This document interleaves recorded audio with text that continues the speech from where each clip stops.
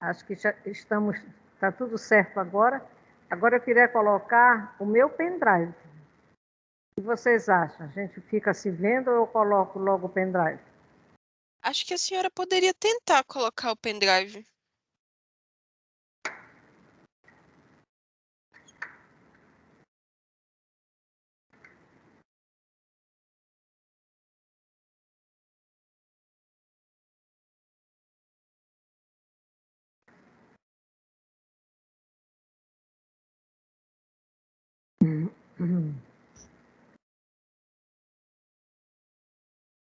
Deixa eu verificar aqui onde é que eu estou.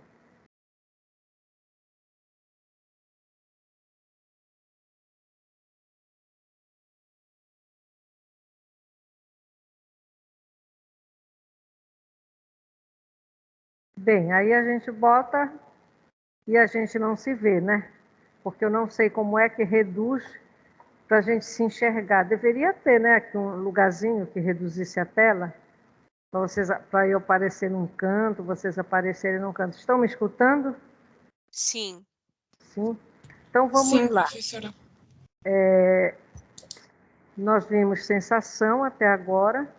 Nós hoje vamos ver limiares, tá?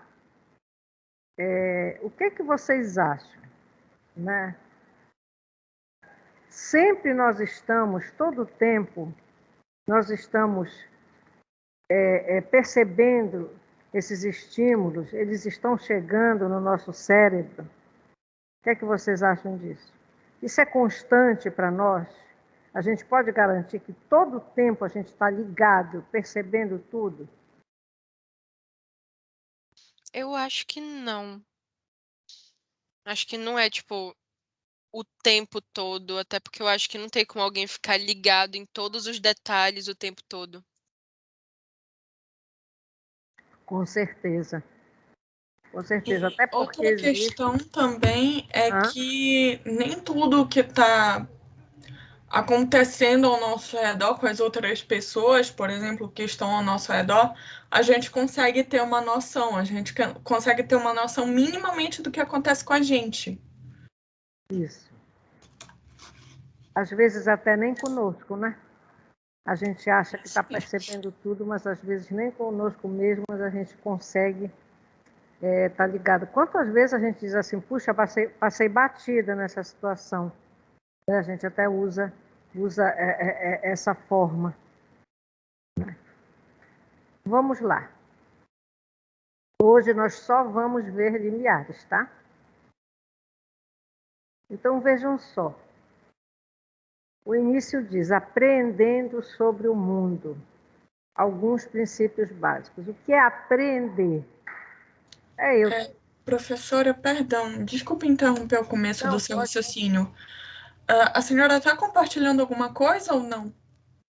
Como compartilhando? Eu coloquei. Compartilhando a tela. Qual é o lugar que eu compartilho a tela? Assim, sabe o microfone onde a senhora apertou? Do lado direito dele deve ter tipo uma caixinha com uma setinha para É, cima dentro. A senhora aperta aí e provavelmente vai aparecer qual tela a senhora quer compartilhar. Aí a senhora compartilha do arquivo que está aberto na sua página. repita, por favor, a informação. Olha, tá vendo o microfonezinho que a senhora tem lá em cima do lado direito? Lá em cima do lado direito. Eu vou fechar um instante a tela aqui para eu poder enxergar o microfonezinho. Ok. Tá, o microfone. Ok. E Tem. aí, do lado dele tem uma caixinha branca com uma setinha para cima. Tá vendo? O seu áudio tá mudo. Não sei o que tá acontecendo. Ah, a senhora Ela se mutou mutou. o A áudio. senhora se mutou. Não precisava apertar no coisinha, no microfone. A senhora A continua senhora ainda mutada. está mutada. Agora. Agora foi. Agora foi. Agora a senhora conseguiu se desmutar. Isso. Aí, se a senhora apertar na caixinha branca que tem do lado do microfone, do lado dele, vai aparecer opções de tela para a senhora abrir. Aí é só a senhora clicar naquela que está aparecendo. Opções de tela. Não, quando tem a caixinha branca...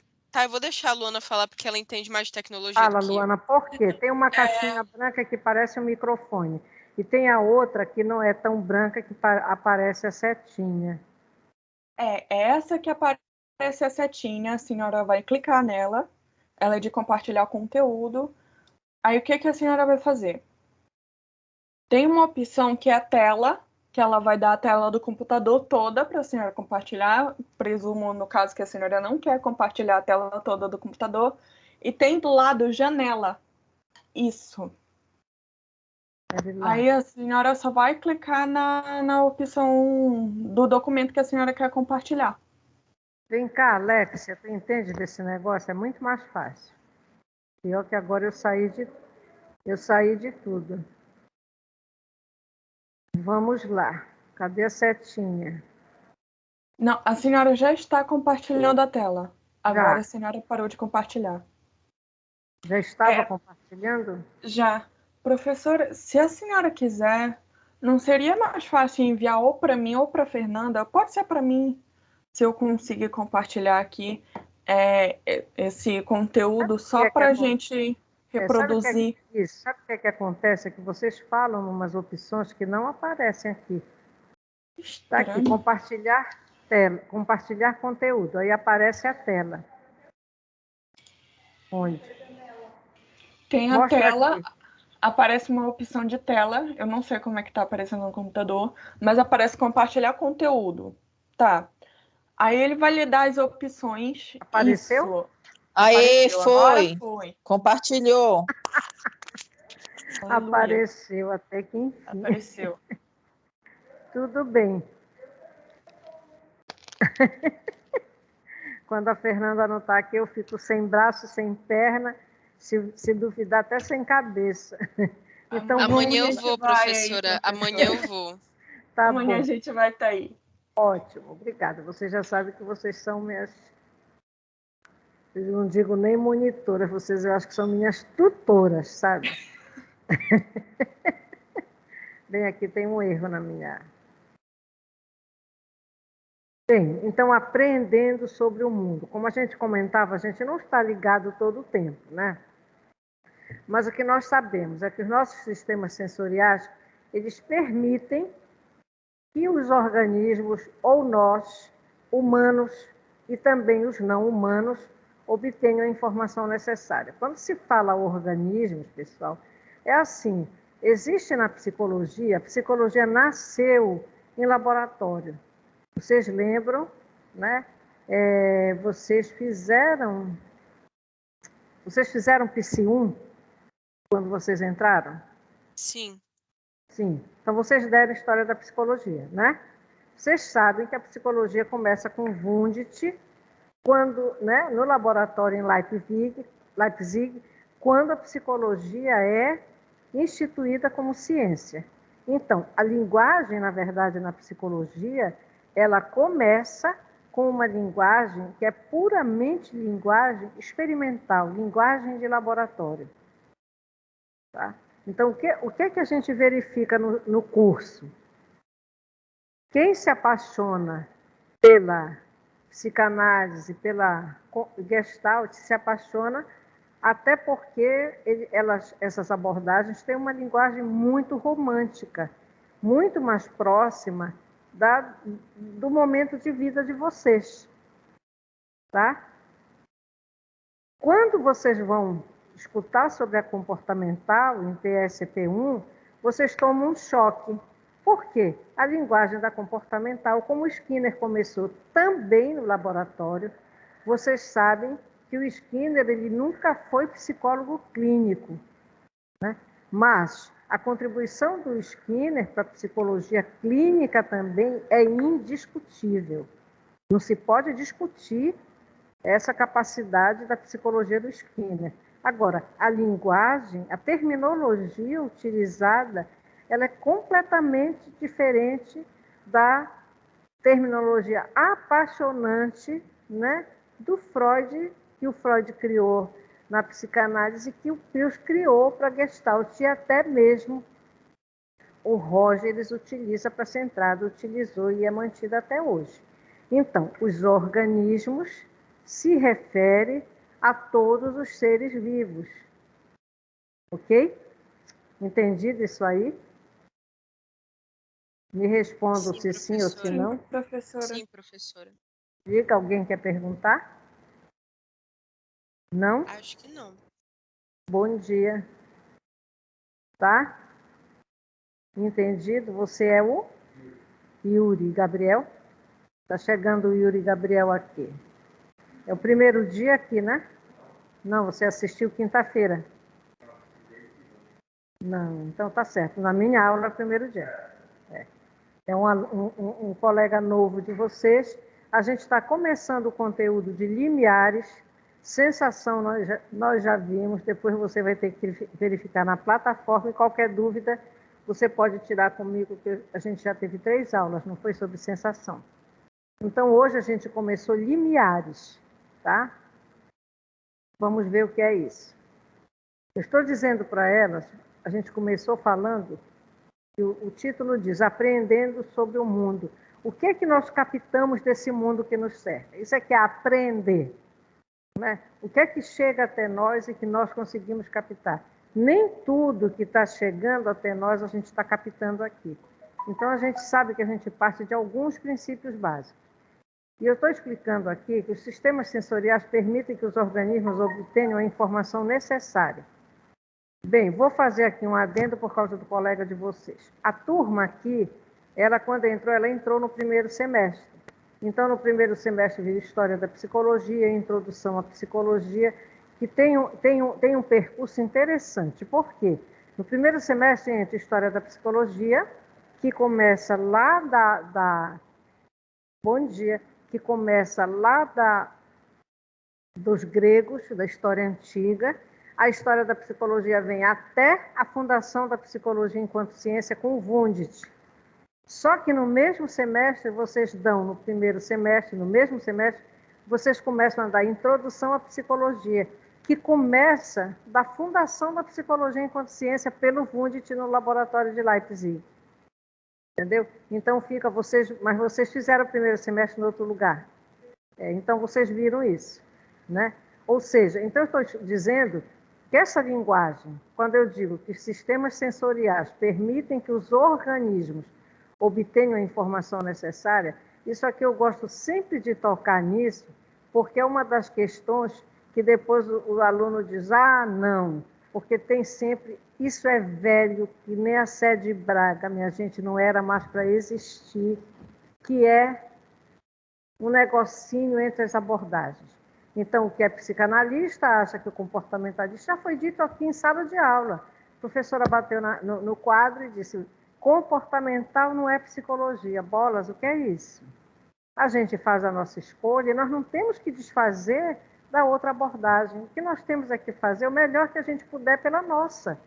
E deixar o outro também fazer o melhor que puder. Então, essa palavra organismos, ela surge exatamente porque a psicologia ela começa num laboratório.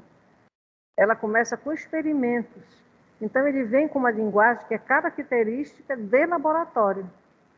Né? Hoje, quando a gente faz um TCC, quando a gente faz uma pesquisa, a gente já evita colocar, já não é recomendado colocar sujeito de pesquisa. A gente coloca os participantes da pesquisa, que é para ir quebrando com essa coisa que para alguns sonhadores diz assim, essa psicologia é desumana, eu não gosto de pesquisa porque é desumana. Não é. Tudo que nós fazemos hoje vem da pesquisa básica. Nada do que a gente utiliza, a gente não pode utilizar nada que não tenha comprovação científica. Então, derramei água todinha. Deixa aí, nem te preocupe. Obrigada, Alexia. Viu? Nada do que a gente utiliza foi inventado da nossa cabeça. Né? Então, se a psicanálise, a Gestalt centrada tem uma linguagem mais romântica, é porque vieram da experiência de vida dos teóricos que criaram essas abordagens. Só que o Skinner, coitadinho, ele começa no laboratório. O Skinner nunca foi psicólogo. O Skinner sempre trabalhou em pesquisa básica. Então, a linguagem que ele traz, a terminologia que ele utiliza, é a terminologia de laboratório. da questão experimental. Então, não se deixem, né? Pensem que organismos, quando fala, está se referindo a todos os seres vivos. Ele não se refere somente ao humano. Nós vimos na aula passada que até os animais eles captam, né, rumores, movimentos que, né? Eu até falei para vocês, o Gael, o meu gatinho, ele sobe nas mesas, ele fica olhando, procurando osga. Só que o bandido só pega a osguinha, ele não pega uma osgona para ele, porque a osga é mais rápida, né? Aí quando eu vejo só a osguinha que ele mata. Bem, então os dons sensoriais da natureza adequam-se às necessidades de cada destinatário. Tá? Tudo aí que está sendo exposto na natureza, eles vão se adequar às necessidades de cada um de nós. Por exemplo, vocês, a grande maioria, está habituado com um estilo de música mais barulhenta. Então, quando a gente encontra um aluno que, jovem, muito jovem, que tem uma preferência pela música clássica, pela MPB lá, gosta de Dolores Duran, né? Tudo que é artista de antigamente, a gente se espanta. Quando esse aluno ainda é um pianista, aí que a gente se espanta mais ainda. E o piano começou na vida dele sem ele ter aula com ninguém. E uma vez eu perguntei para o pai desse aluno como começou a música na vida dele. Ele disse, olha, ele desde criança cantarolava pela casa. Não tinha nenhum músico na família, quer dizer, cai por terra, a gente dizia assim, é o ambiente. Mas provavelmente essa família, depois que eu conheci, eles gostam de música, então devia ter rádio tocando, alguma coisa lá, né? E ele vivia cantarolando desde muito pequeno. Quando ele tinha 8 para 9 anos, aquilo chamou a atenção do pai, uma pessoa muito sensível. Ele disse, eu vou comprar um teclado para ele, quem sabe se ele não vai tocar. E ele chegou o teclado e ele começou a tocar. Resultado da história, ele aprendeu com ele mesmo. Muito depois é que arranjaram uma professora e ele foi para essa professora. Hoje ele é formado em psicologia, ele faz licenciatura em música e está fazendo uma especialização em musicoterapia porque é uma das ferramentas hoje que se pode utilizar para trabalhar com criança. Principalmente a criança portadoras, ou adulto também, ou adolescente portador de necessidades especiais. Então, é aquele negócio. Os dons sensoriais da natureza adequam-se às necessidades do destinatário. Cada um de nós é como se fizesse uma opção por aquilo que o ambiente, que a natureza me apresenta. Entenderam? Aí, ele vai dizer, o Myers, que nós existimos em um oceano de energia. O que vocês entendem nessa palavra? Existir num oceano de energia. Quem está fora e quem está dentro. Pode falar. Professora, eu acho que essa expressão oceano de energia, ela pode se dar a partir de que a gente vive ao entorno de muita coisa, nós vivemos cercados de energia, então pelo menos é isso que eu penso. Eu tenho algumas coisas mais para falar, mas ainda está um pouco embolado na minha cabeça. Talvez eu desenrole e fale mais com o tempo. A colega de vocês está dizendo que é porque nós vivemos tipo assim, num mundo de coisas que acontecem ao nosso redor. Só que esse mundo de coisas é energia. Tem um autor na psicologia, que é o Pius, que foi quem criou a teoria da Gestalt. Eu tive uma professora que ela dizia assim para nós, se vocês disserem que eu falei para vocês que psicologia da Gestalt é a mesma coisa que teoria da Gestalt, eu mato vocês. Porque realmente existe a teoria, né, toda a construção teórica que levou à psicologia da Gestalt. Então, existe um que era um físico, o Kurt Lewin. É um dos mais importantes teóricos da Gestalt. Eu acredito que vocês não tenham dado isso no primeiro semestre, e vocês que estão aqui já deram no terceiro semestre. Positivo? Confirma? Em TSP2, né? Quando Sim. vocês deram as humanistas. Não é isso? TSP1 Sim, comportamental, TSP2 Gestalt centrada, TSP3, agora, professora Rose, psicanálise. Estou certa ainda? Ou será que eu estou esquecida no negócio que faz parte da minha vida, esse bendito PPC do curso de psicologia? Então, ele vai dizer que nós vivemos num mundo de energia, né? E é muito interessante isso, porque quando a gente ouve falar isso, parece que a gente está falando em alguma coisa fora da realidade. Parece que é alguma coisa espírita. Não que não tenha a ver. Pode ter a ver, entendeu? Mas nós não vamos entrar nessa área. Só fica para a crença que cada um tem a sua visão de mundo. Mas nós vivemos sim. Como é que nós explicamos que nós estamos super bem e de repente a gente pensa numa pessoa e não se sente tão bem? O que é isso? Vocês nunca tiveram, de repente, de pensar, minha mãe vai viajar ou viajou, e vem aquele pensamento, será que ela está bem? Ou vocês têm um sonho que não foi muito bom, meu Deus do céu, será que tem a ver com tal coisa? Né? Minha gente, a maior prova que a gente vive num mundo de energia é isso aqui. 30 anos atrás, 30 anos, e no meu curso, a primeira colega que apareceu com celular, eu acho que nós estávamos no 4º ano do curso, 94. Quase 30 anos, né? Mas 30 anos para trás não se tinha celular. Nós tínhamos telefone com fio. A gente ligava e a gente achava que para falar esse telefone tinha que estar ligado na tomada, né? Como é que explica a gente conseguir falar com o mundo nisso aqui? Tem que ser energia.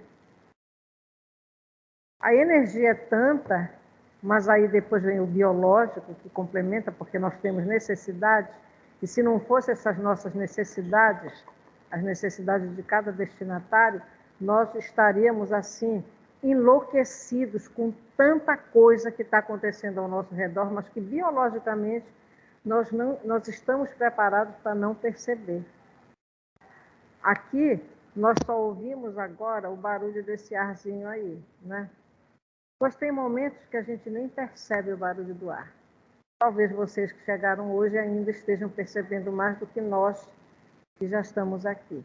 Bem, então, ele diz assim, que nesse momento nós somos atingidos por raios-x e ondas de rádio, por luz ultravioleta e luz infravermelha, por ondas de som de frequência muito alta e muito baixa. Mas os nossos sentidos estão abertos. Não estão abertos.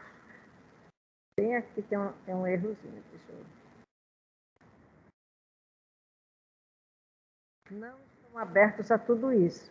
Nós percebemos apenas um pouquinho. Nós temos uma percepção limitada desse vasto oceano que nos cerca. Eu disse para vocês, a gente deu sensação, mas nós vamos hoje falar de limiares. Então, a gente está entrando aos poucos no conteúdo de percepção, porque não existe percepção se não houver a sensação. São dois processos psicológicos básicos que eles têm que estar interligados, até porque eu só vou perceber se os meus sistemas sensoriais estiverem todos saudáveis, funcionando perfeitamente, né? Então, quem estuda, na verdade, essa questão mais é a física. Só que lá atrás, quem estudava isso tudo eram os psicofísicos, né? Então, ele diz que a psicofísica é o estudo de como essa energia física se relaciona com a nossa experiência psicológica. Ou seja, é o estudo de como as sensações são percebidas. Que estímulos nós podemos detectar? Em que intensidade? Será que a mesma intensidade desse frio é igual para nós todos? Vejam que eu estou numa posição bem aqui, o aparelho está bem ali. Normalmente ele projeta para frente, né? Claro que não vai ser na mesma intensidade. Se vocês estivessem sentados lá junto do aparelho, provavelmente vocês não estariam sentindo o ar tão frio. Tem colegas que vêm, botam um casaquinho, alguma coisa, às vezes até agasalho mesmo, o pessoal vem para cá, né? Quanto nós somos sensíveis à mudança de estimulação? Vocês entraram, por último, lá fora, quente. Belém está muito quente. No decorrer do dia, parece que, sei lá, a gente está entrando no caldeirão do diabo. Fora de brincadeira. E na hora de sair daqui, que a gente sai da sala congelada, quando a gente chega, antes de pisar na rampa, a gente já sente o calor de fora entrando. Tá um caos. Mas o que é que a gente vê? O pessoal que lida com o ambiente não está muito preocupado com isso, não. Não está muito preocupado. Vocês veem as ruas de Belém, as ruas que tem mangueira, a gente passa, anda tranquilamente embaixo delas. Você vai atravessar a rua que não tem mangueira, aquele trechinho para atravessar a rua, você chega no outro lado cansado. Por quê? O calor, a temperatura alta, ela exige muito mais do nosso organismo. Ou seja, é uma energia que vem de fora, que faz com que a gente precise de um esforço maior. E com essa máscara? Como é que fica a nossa vida tendo que viver com esse troço na cara? Quem está nos hospitais, que usa aquela famosa N95, é muito pior, porque ela vem, ela aperta nisso. No início de 2020, nós temos uma ex-aluna, a Jéssica, que ela trabalha no Metropolitano. Um dia ela colocou uma foto dela, ela tinha como se fosse marca de queimadura, o rosto dela. Ela tinha traumatismo no rosto, porque aquela máscara ela aperta. Então o odontólogo tem que usar, o médico tem que usar, quem está nos hospitais tem que usar, os profissionais lá têm que usar. Quando os nossos estagiários vão para o hospital Santa Casa, que é o que vai diretamente para as clínicas, eles têm que usar a N95, usar mais fornece, o que a gente chama de EPIs, equipamento de proteção individual. Tá? Então, isso tudo pode até limitar, porque nós estamos sofrendo influência de outras energias, por exemplo, o mal-estar daquilo apertando no rosto, pode até limitar um pouco, né? Claro que o desempenho pela manhã ou no início do expediente de trabalho é muito mais tranquilo do que no decorrer do dia, principalmente quem fica no hospital horas. Então, na verdade, que estímulos a gente pode detectar? Isso vai depender de cada um de nós. Até porque, vou dizer uma coisa para vocês, aqui e acolá, vocês vão ver aqui uma coisa que vai falar em atenção, que é um outro processo psicológico básico que a gente vai ver, mas só para a segunda verificação, depois da primeira. E tem que estar, né? E a gente pode estar sofrendo interferências na nossa atenção pelos motivos, às vezes, que a gente nem percebe, né? Por exemplo, ontem, eu adoro pipoca, né? Aí ontem, no final da tarde, fui lá, fiz uma pipoca, comi pipoca que me danei. Depois fiz um jantar leve mais tarde. Quando eu fui deitar, já era por volta de 00:20, por aí, a última vez que eu olhei no relógio. Quando eu deitei, eu comecei a sentir umas cólicas. Eu digo, epa, comi frango no jantar com purê de batata, um pouco de arroz e um pouco de farofa. Não sei o que foi, não sei mesmo o que foi. Resultado, eu tive que levantar, me sentei na cadeira do meu quarto para passar aquele mal-estar. Ou seja, interrompeu o meu sono. Eu não consegui dormir. Por quê? Vinha aquela, até com uma cólicazinha, né? Interrompeu o meu sono. Ou seja, foi uma outra sensação, outros estímulos que provocaram a interrupção do sono. Eu fico muito preocupada porque eu sou muito chegada à insônia. Embora não me preocupe mais, porque se eu não dormir, às vezes eu não durmo a noite inteira, eu trabalho de dia, quando chegar à noite, de novo eu vou dormir. Aí eu tenho sono para dedéu, é uma delícia, porque junto o sono da véspera com o sono do outro dia, eu durmo, parece que eu estou morrendo, entendeu? Então, a gente está todo o tempo sendo exposto, nós estamos sendo expostos a estímulos que estão interferindo. Você quer desligar o ar? Pode, viu? Se quiser, pode, por mim não tem problema, tá? Então, e a pergunta é, quanto nós somos sensíveis à mudança de estimulação? Vai depender de cada um. Vai depender das diferenças individuais. É muito bom que vocês atentem para isso, porque psicólogo não pode levar receita pronta. Não existe receita pronta. Cada caso é um caso, cada pessoa é uma pessoa. Como dizia a minha professora, na brincadeira, ela dizia, cada um é cada qual. Então, a gente pode ver numa sala de aula alunos completamente diferentes, não só na aparência, como na forma de se relacionar, uns mais emotivos, outros mais, né, aborrecidos, uns que chegam e conversam e perguntam as informações, outros que chegam reclamando, um que tira 7 e está tranquilo, o outro que tira 8 e começa a chorar porque achou que a nota foi baixa. Enfim, são as diferenças individuais, tá bom? Então, repetindo aqui, sensação significa receber e representar energias de estímulos do nosso ambiente. A sensação implica o processamento ascendente ou bottom-up. Ascendente porque os estímulos eles sobem, eles vão até o nosso cérebro, essa caixa maravilhosa, perfeita. Eu digo que é de Deus, na verdade, o nosso cérebro. O grande problema hoje qual é? O tal do Alzheimer, o tal do alemão, que Deus nos proteja dele, né? Todo mundo tem medo do alemão, minha gente. Então, a sensação significa que o processo é ascendente. Já a percepção já é o processamento, o processo de selecionar, organizar e interpretar a informação sensorial, ou seja, a informação que chega via sensação.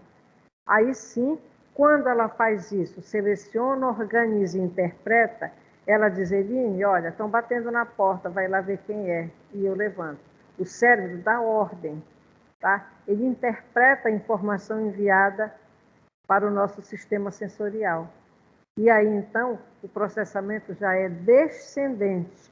Por quê? Se a gente for ver na prática, a nossa cabeça é em cima, nossos braços e pernas, a nossa ação é executada ou pela fala, ou pela visão, né, ou pela audição, ou por alguma coisa que nós temos que fazer, ou levantar, ou andar, ou sentar, enfim, ou comer, ou dormir, que aí, então, esse processamento descendente é chamado de top-down. Tá? E aí, nós chegamos nos limiares. O primeiro limiar é o limiar chamado de limiar absoluto. Limiar absoluto é a estimulação mínima necessária para que possamos detectar determinado estímulo. Vocês estão ouvindo barulho lá de fora? O que é que vocês estão escutando? Eu escuto a senhora e um chiado, que eu não sei se é do fone ou se é daqui do meu quarto e tal, não sei. Eu consigo. Só um minutinho. Hã?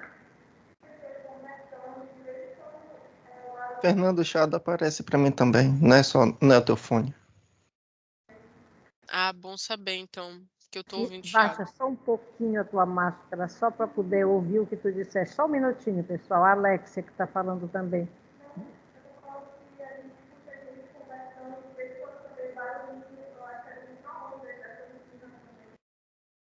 Mas você consegue interpretar o que estão dizendo? Né? Às vezes sim, às vezes não.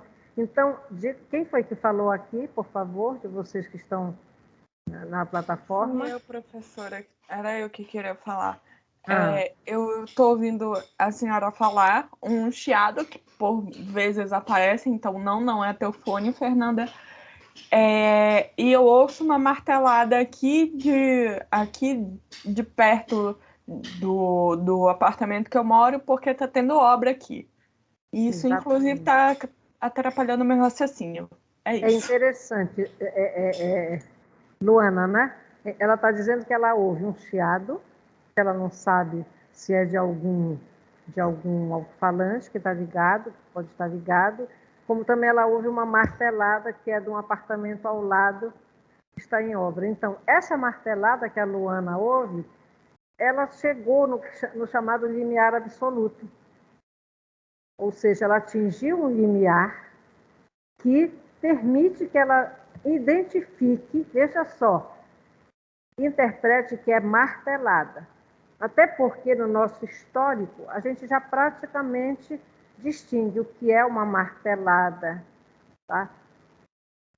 Relaciona, associa com estímulos mais fortes de batida, tá? Então, atingir o limiar absoluto. Mas vejam só, muitas vezes aqui eles conversam e conversam alto e a gente escuta daqui de dentro e identifica o que está sendo falado, mas muitas vezes não.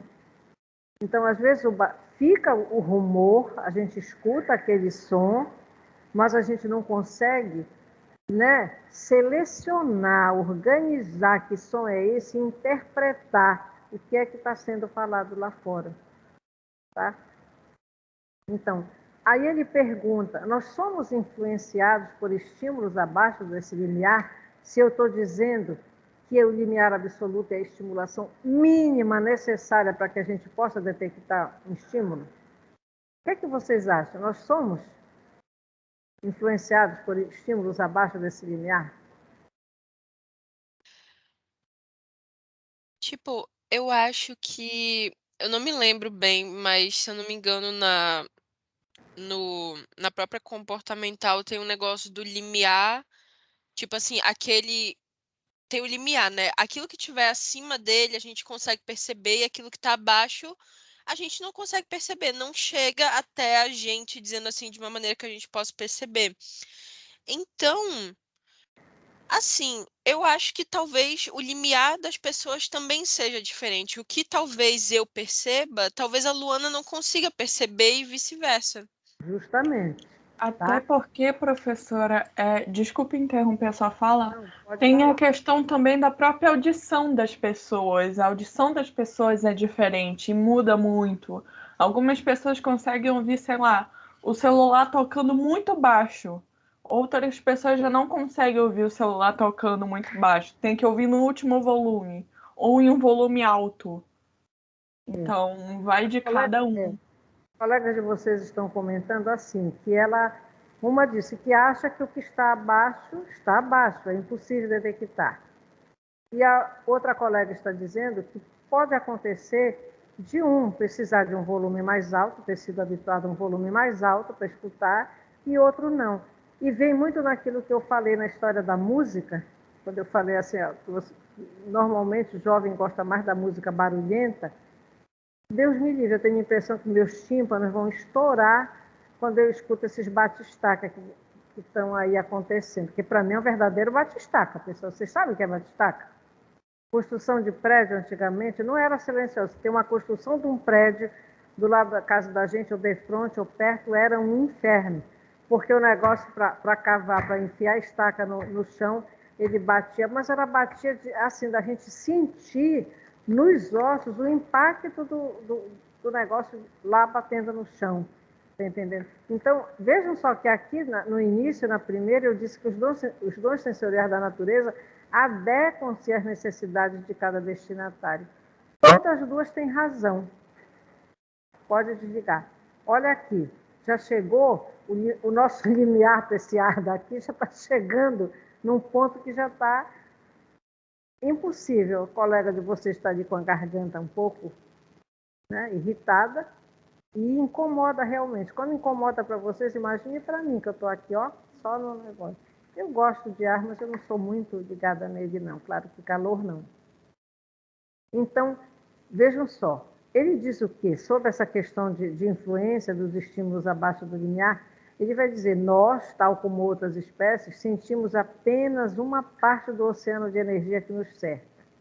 Isso aí é para todos, tá? Mas somos sofisticadamente sensíveis a essa parte que nos cerca. que nos permite sobreviver e desenvolver. Eu acho isso fantástico, porque, por exemplo, agora aqui, um colega de vocês desligou o ar, realmente estava gelada a sala. Isso aí é uma questão de estar ligado, meu Deus do céu, à nossa sensibilidade, né? Nós precisamos desse ambiente, nós precisamos sobreviver e desenvolver e não ficar expostos a ou temperaturas altíssimas ou temperaturas muito baixas. Eu estava vendo agora um desses dias uns filmezinhos, não sei se foi Instagram, que então o pessoal está colocando até roupa lá em São Paulo nos animais de rua, arranjando lá camiseta e vestindo os bichinhos, porque o frio foi terrível. E mata, e o frio mata, porque vai depender muito do estado desse organismo. Tá? Então, o nosso limiar absoluto para qualquer estímulo é a energia. Deixa eu ver aqui.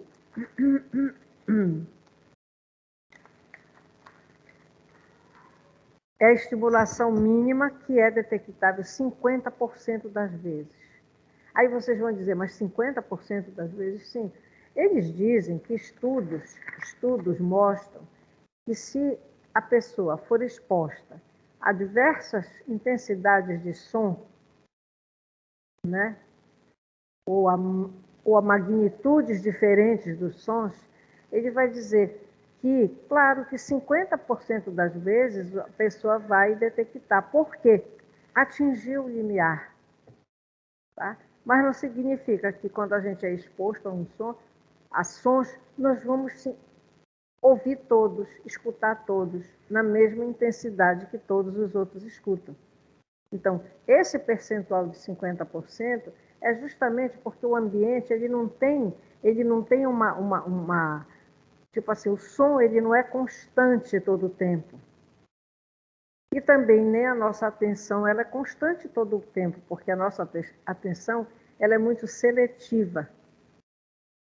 Tem momentos que vocês estão escutando completamente o que eu estou dizendo, mas de repente eu digo alguma coisa que remete vocês, como agora mesmo a Fernanda falou, professora, no primeiro semestre nós demos tal coisa.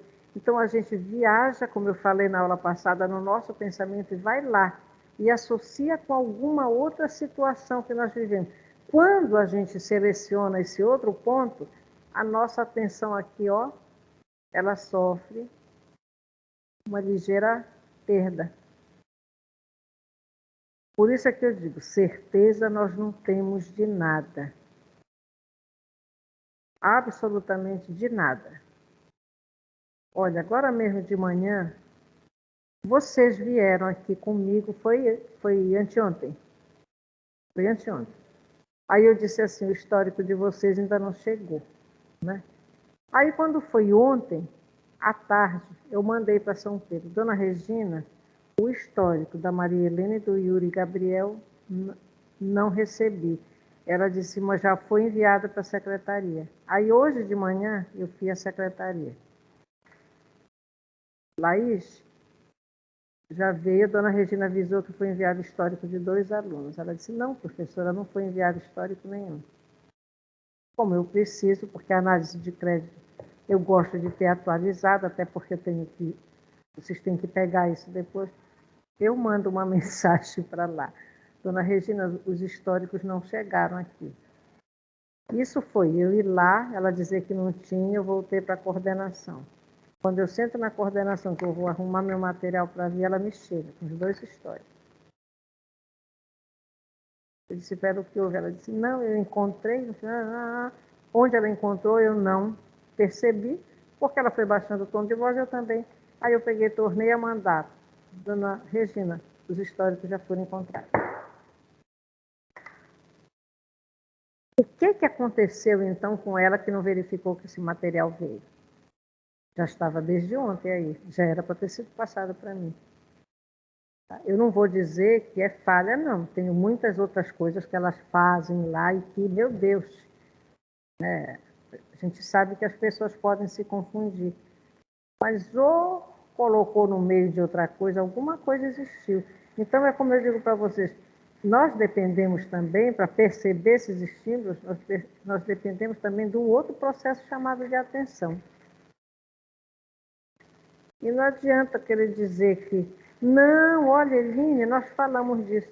Eu falei ainda anteontem, de agora, eu não lembro disso ter sido falado. Aí depois a pessoa disse, eu acho que foi uma falha na comunicação. E foi mesmo. É outra coisa aí, acho que foi uma falha na comunicação, foi mesmo. Então vamos lá. Então o limiar absoluto é essa estimulação mínima necessária para que a gente possa detectar o que está acontecendo ao nosso redor. Aí eu perguntei, somos influenciados por estímulos abaixo desse limiar? É o que nós vamos entrar agora no segundo tópico, que fala sobre a estimulação subliminar, ou seja, aquela que está abaixo do limiar. Eu disse que precisa atingir o limiar absoluto para a gente perceber aquilo. Só que aí ele vai falar de estimulação subliminar. Vamos ler um pouco. O Myers diz que nós podemos, ele pergunta, podemos ser afetados por estímulos tão fracos que não são notados? Os estímulos que ficam abaixo do nosso limiar absoluto podem nos influenciar? Ele faz essas perguntas. É preciso que a gente também tome cuidado com isso, porque senão a gente vai dizer, olha, fulano é surdo, ele não escuta o que eu falo. Tem pessoas que a gente precisa falar bem alto para perceberem. Foi o que alguém aqui falou. Depende também, foi na tela, depende também da capacidade auditiva. Se eu vivo o pessoal dentro de casa ouvindo música barulhenta e boto endofone de ouvido, com certeza eu vou ter um problema de audição. E logo, não vai demorar muito tempo, não precisa ficar velhinho, não. As perdas sensoriais, elas vão ocorrendo no decorrer da vida. Bom quando a gente vai vivendo e não sente essas perdas, ou sente que ainda não estão acontecendo, ou pelo menos numa intensidade perceptível. Agora, eu também não posso só ficar dizendo assim, bom, eu vou envelhecer, então eu vou ficar cega, surda, muda, não vou... Não é por aí. Se eu cuido do meu corpo, se eu tenho uma boa alimentação, se eu durmo bem, eu posso dormir 8 horas, 10 horas, mas eu posso dormir 5 horas e sair muito bem. Eu gostaria de dormir, minha gente, 7 horas, de ver o meu organismo precisar de 7 horas de sono por noite. Mas, infelizmente, não é o que acontece. Ele precisa de 4 horas, 4 horas e meia, 5 horas no máximo. E eu fico bem. Eu não fico dormindo durante o dia. Ontem foi um dia que eu fico, eu chego de manhã e já fico para a tarde, para o meu horário da tarde. Tem uma pessoa que trabalha aí, quando ela entra lá, ela volta, retorna às 15 horas. Professora, a senhora ainda está aqui? Eu digo, ainda estou aqui. E bem, Agora, se eu fosse fazer tudo isso, o meu organismo provavelmente ia reclamar. Se eu fosse fazer igualzinho a semana inteira. E eu fico aqui porque eu almoço aqui, embora eu more pertinho. Eu podia ir em casa voltar, mas só o fato de ir, pego o carro quente, aí ter que voltar daqui a pouco, eu prefiro ficar aqui. Então, vejam só, o que é que eles dizem? A gente sabe que por exemplo, recomendam a meditação, A meditação hoje, ela é recomendada, que seria uma forma muito saudável para nós de parar um pouco as nossas atividades e recuperar via meditação. A meditação, normalmente, ela é acompanhada de ou uma música suave, inclusive está aí de novo no Face ou no Instagram, aquela Enya, Falam nessa pessoa, eu não sei se ela é cantora, se ela é compositora, eu sei que meus colegas de turma que optaram pela Gestalt, eles já falavam na música desta Enya, e são músicas assim, tipo assim, orquestradas, mas músicas assim muito suaves, muito lentas. Até ontem eu quis ouvir, eu digo, deixa eu ver se é mesmo que eu penso. Mas eu não estava com paciência para ouvir aquela coisa muito, embora eu goste de música, de clássico, de música mais sossegadinha.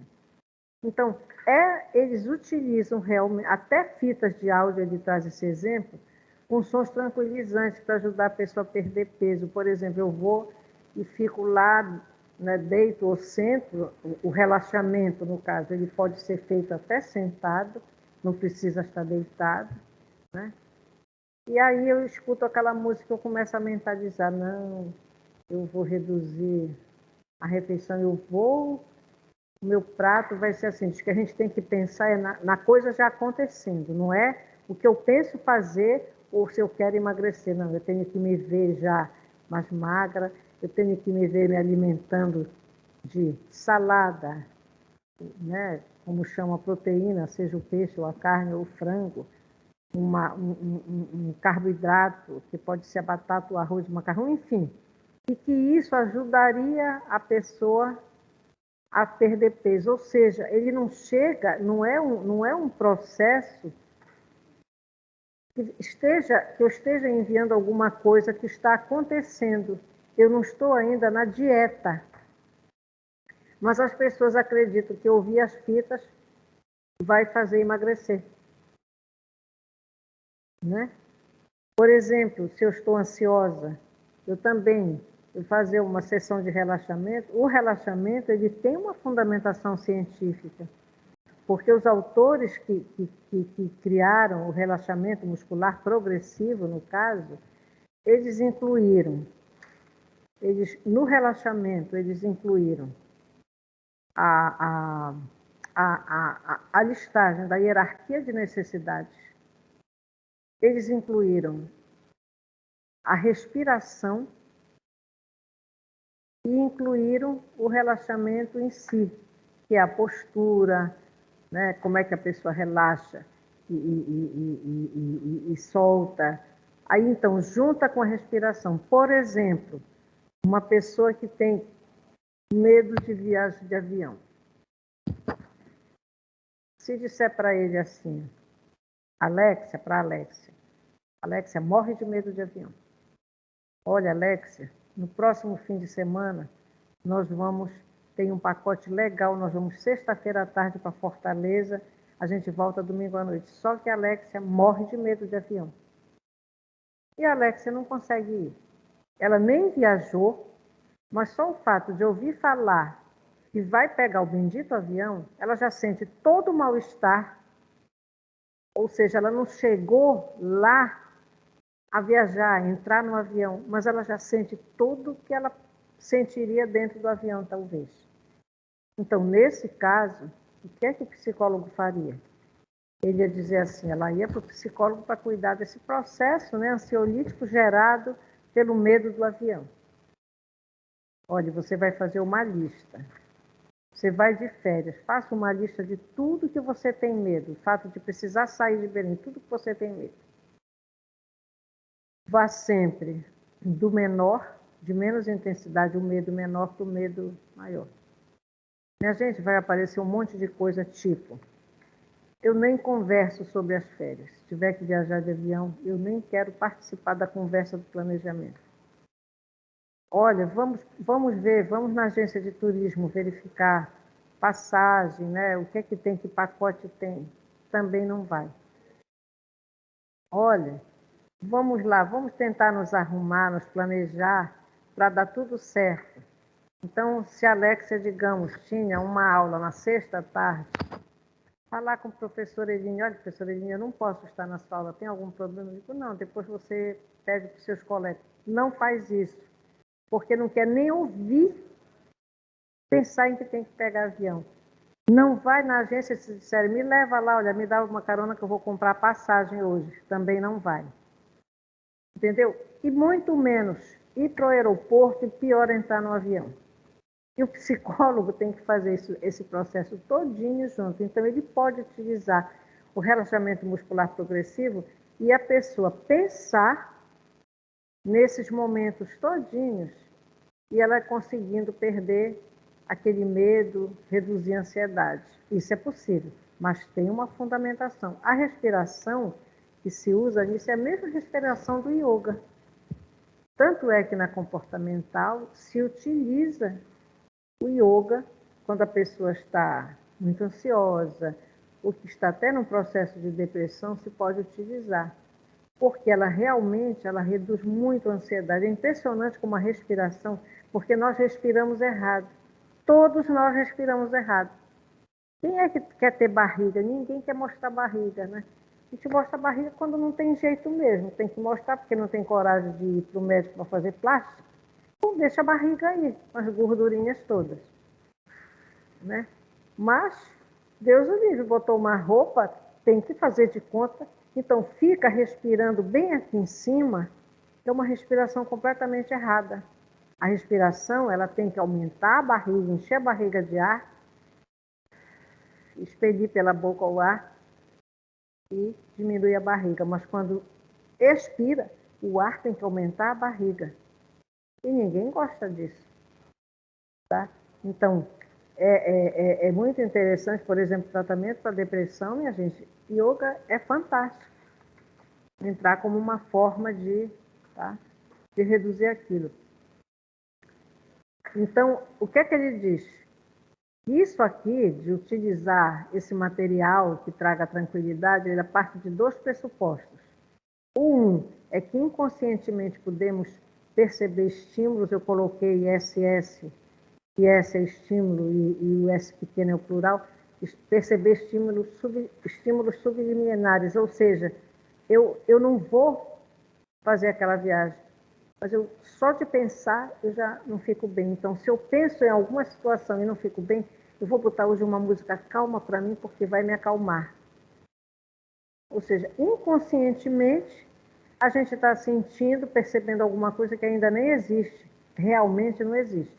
Outro ponto, ele diz que é sem envolver necessariamente uma tomada de consciência, né? Esses estímulos têm um poder de sugestão extraordinário.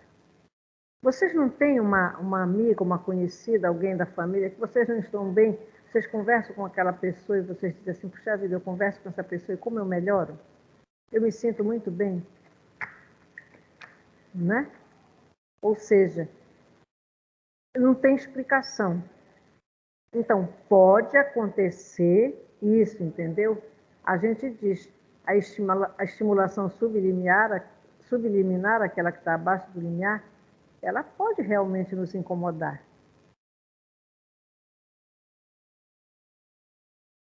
É mesmo que o medo.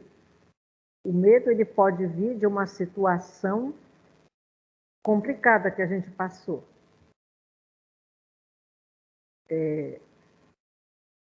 Por exemplo, sair daqui, vai pegar o ônibus, ou vai pegar até seu carro, e foi assaltada. Por muito tempo, mesmo sem ser nunca mais na vida assaltada, mas por muito tempo, fazer esse mesmo percurso de sair daqui e até o carro, sair daqui, pegar o ônibus lá no outro quarteirão, vai gerar medo.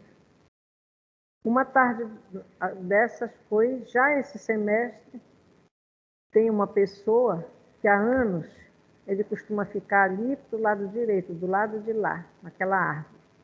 E quando ele via alguém pegar o carro lá de frente, ele partia de lá. Então a gente corria e entrava no carro. Eu saio daqui uma tarde e eu vi que ele estava lá na outra esquina. Aí eu fui para a beira assim do asfalto, esperar os carros passarem, e meu carro estava bem na frente. Eu vi que ele atravessou lá, para o outro lado. Ou seja, ele já sabia que eu ia pegar o carro lá na frente. De longe, ele já está há muito tempo aí, eu há muito tempo aqui. Vocês acreditam que só deu tempo de eu me jogar no meu carro quando eu vi ele bateu no vidro do carro? Minha gente, parece que ele voou. Eu sei que eu entrei no carro assim de trambolhão, joguei bolsa, minhas coisas todas, eu espalhei no banco da frente, caiu coisa no chão, pois ele já bateu. Por que eu tenho medo dele? Porque a gente sabe, já se viu ele aí, a gente sabe que ele é usuário. Enfim, de vez em quando ele some, mas tenham cuidado. Então, esse medo, por conta desses eventos, fica. O que é que eu faço? Eu saio, eu olho para um lado, olho para o outro, aí eu faço a mesma coisa. Eu não estou diante da situação, mas o que aconteceu, ele ainda provoca a mesma ansiedade que eu não estou diante do estímulo que possa me levar a esse limiar de ansiedade. Agora, outros autores explicam isso como comportamento respondente. Né? A maioria está ligada às emoções, realmente. O respondente está ligado às emoções. É por isso que eu falo sempre, o Skinner realmente, dizer que o Skinner não considera emoção, tem que ler mais sobre o Skinner, tá? Porque ele realmente, na proposta teórica dele, do comportamento, da aprendizagem operante, ele não trouxe nenhuma teoria para explicar a emoção, mas ele foi buscar o Pavlov. E trouxe, colocou o Pavlov explicando como a gente aprende por associação, né? Como é que a emoção está envolvida nessa aprendizagem por associação. E aí ele disse, bom, o Pavlov é o craque nisso, está aqui. Eu só vou falar da ação, dessa aprendizagem que exige a ação. Tem gente, eu vi numa defesa de TCC de um curso de pedagogia lá atrás na UNAMA, minha gente, a aluna assassinou com o Skinner. E o detalhe, a banca permitiu. Professora, Priscila, mas eu sou do curso de pedagogia, Uhum. e eu posso lhe dizer que a minha visão hoje é outra sobre o Skinner, porque no curso de pedagogia, nos cursos que envolvem educação em si, ele tem um olhar completamente diferente do que a gente aprende hoje. Só que, sim, Priscila, fale. Não, era só para dizer isso, que desmistificou muita coisa. E olha, eu vou lhe dizer uma coisa, o Skinner começou trabalhando com a educação. O Skinner ele é um teórico que ele apresenta o processo educacional de uma forma muito linda. Uma interação sem punição, uma interação baseada no reforço positivo. É o que eu digo, a terminologia é feia. Falar em punição, falar em reforço positivo, ela é feia, né? Eu não vou dizer, quem tiver com calor pode ligar, pessoal. Está entendendo? Mas o problema é que quem não aprendeu, chega lá e vai dar aula de uma coisa que não sabe. Hoje, a gente vê essa questão da humanização. A psicologia ela está em todos os cursos da saúde. Eu já dei aula na fisioterapia, na biomedicina, na enfermagem, deixa eu ver, meu Deus do céu, onde mais? No serviço social, na educação física, na fonoaudiologia, e tudo o foco é a humanização. Vocês sabem como a gente começa lá? Nós começamos falando da teoria do Freud, falamos como nós utilizamos de mecanismos de defesa na nossa vida. Todos nós utilizamos. É o que eu digo, é a gente ser honesto, é ser correto com aquele teórico. Ele traz, quando ele fala de fantasia, de idealização, enfim, de projeção, de introjeção, todos nós utilizamos. Imagine aquele nosso paciente no internado hospitalizado, imagina a nossa criança na escola, imagina agora com a pandemia, os pais desses alunos com essas crianças na cabeça deles, não sair de casa para a escola, é o papel da família, e eles veem seu filho lá não fazendo nada. E a maioria precisa trabalhar, deixar o filho na escola para ir cuidar da sua vida, né? Então, é assim, a gente mostra isso tudinho, que as pessoas utilizam isso, não que eles sejam errados, que eles sejam teimosos, que eles sejam preguiçosos, que eles sejam inconsequentes, que eles sejam impertinentes, ou que eles sejam mal educados. Não, nós todos utilizamos. O problema é quando nós utilizamos isso numa frequência para lá de alta. Eu não posso negar todo o tempo as coisas, senão eu vou levar uma população. Quantos já morreram por causa dessa pandemia? Utilizando uma coisa chamada de negacionismo, que está envolvida com a negação. Eu tenho que enxergar a realidade, né? Aí, depois que a gente explica, minha gente, olha, na enfermagem, o paciente de vocês, não é que ele seja implicante, é porque ele pode ter medo de injeção. Então, ele vai na hora dizer, eu não sei, eu estou com medo. Não, é frouxo, vai começar com mimimi. Não é por aí. Aí a gente, depois que dá o Freud, a gente vai mostrar Como nós vamos intervir nessa situação? Aí a gente entra com a teoria skinneriana. Não. Escute o paciente, né? Então, olha, não vai doer, você vai ver, a minha mão é leve, né? Ele teve que ter um histórico para trás, que lá dentro do hospital não dá para levantar esse histórico de vida dele. Então, a gente prepara o profissional daquela área para ele intervir de uma forma adequada. Agora mesmo, um ex-aluno nosso foi falar aqui, num lugar aqui perto de Belém, sobre autismo, e hoje esse método ABA é fundamentado na análise do comportamento. Todo o ABA. Então, ele disse, olha, o interesse era só para professores, gestores, enfim, psicopedagogo, quem estava lá na orientação, não sei das quantas, todos ficaram muito interessados, porque é uma forma diferente de lidar com a vida.